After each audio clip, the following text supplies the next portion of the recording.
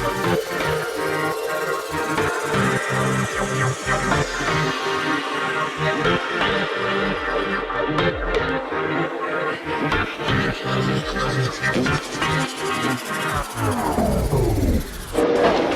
this is Simon of the Brackets here at Southeast Cars and Coffee. I'm standing here with Bill, who has a very cool car of the week, not really street legal. What is it, Bill?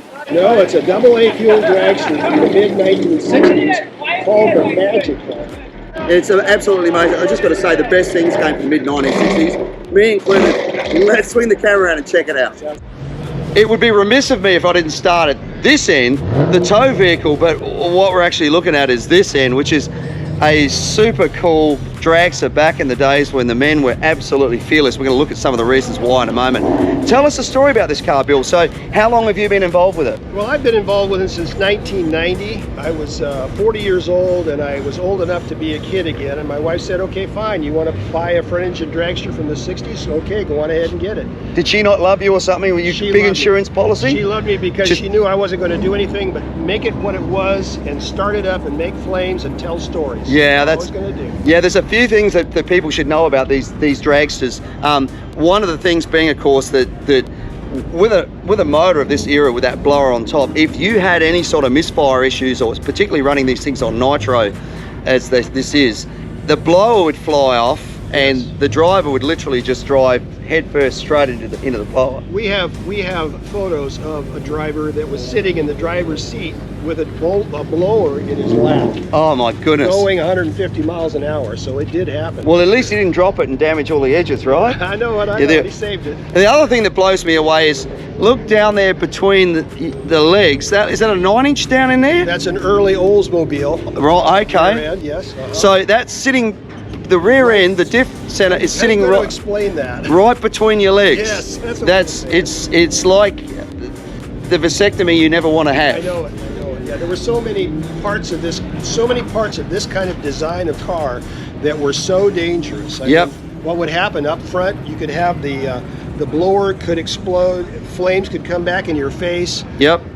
The crankshaft could blow out the bottom and stick in the asphalt and lift the whole car up and make it go over the top. Yep. You'd have the clutch that would explode, yes, exactly. take out your feet. Yep, that down in there, the clutch. You can see the back of the bell housing there, so your feet are literally sitting right behind that clutch. Right. And the rear end, which sometimes would lock up and spin and take out your crotch.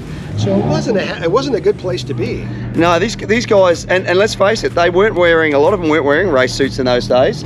They wore silver suits, which was good, and there was a single parachute on this one, and if it didn't open, you could be in trouble too. Yeah, absolutely. Because the brakes, obviously, no brakes on the front wheels on this thing. No. Which is crazy. And this activates the rear brakes only, so if your parachute didn't open, you were in serious trouble.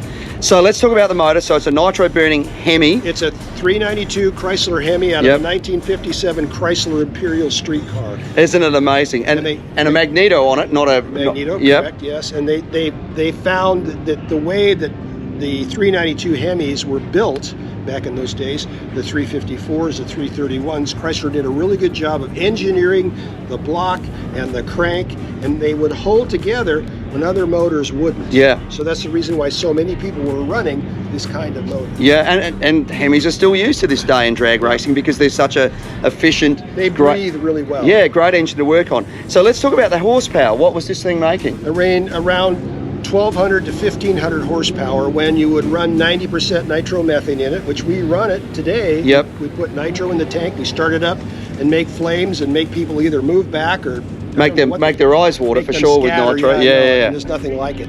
So and let's face it, that sort of horsepower by today's standard is not huge. I mean, some of the funny cars and rails we look at today, they're 10,000 plus horsepower. Correct. But in 1965, this was the cutting edge technology when it came to a competitive top fuel car. And there were many competitive top fuel cars because guys, 3 or 4 guys would get their mad money together. They'd buy a frame, they'd get a motor, an engine, and they'd modify it. Yep. And they would race in the quickest and fastest class in drag racing. My God, I know it's insane because today, if you're not part of a big team with big sponsors, Correct. you have no chance of being competitive. Millions of dollars are needed to compete in Top Fuel. Here, you just needed a few $1,000s and luck on your side. Yep. And you could race in the quickest and fastest class. Yeah, and I'm a sucker for these old classic races because I like the days when guys would wrench on the cars themselves and you didn't have a crew full of people, you know, trying to do everything for you. I think in a lot of respects, sponsorship has really taken the joy, the fun out of a lot of these cars. That's because unless you've got millions and millions of dollars, you can't be competitive. So that's right, very true. Well, what a great story and a great car to see at the show. I'm so glad you brought this in. Love the Country Squire you're towing with it as well. It's just so period correct.